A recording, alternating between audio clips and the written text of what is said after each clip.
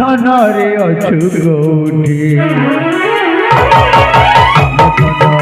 অছু গৌটি ধনরে অছু গৌটি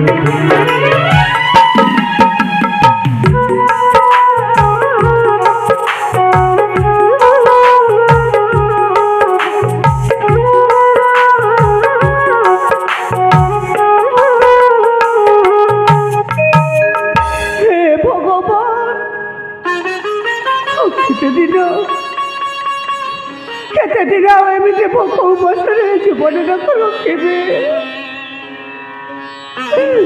যাই পারুছি মো ଶାଶୁ ଘରକୁ ନା ଯାଇପାରୁଛି ମୋ ବାପା ଘରକୁ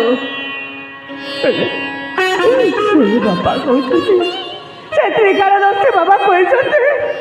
ମୋ ସ୍ୱାମୀର ମଙ୍ଗଳ କାରଣେ ମୋତେ 2 ମାସ ଦୂର ରହିବାକୁ ପଡ଼ିବ କେତେ କଷ୍ଟ ବାଧା ହେଉନା କାହିଁକି ମୋତେ ସେ ବ୍ରତ ପାଳନ କରିବାକୁ ହବ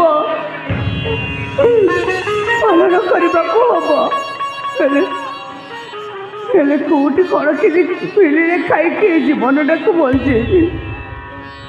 ହେଲେ କୋଉଠିକୁ ଯିବି ହଁ ସେ ଦେଖାଯାଉଥିବା ମନ୍ଦିର ନିକଟ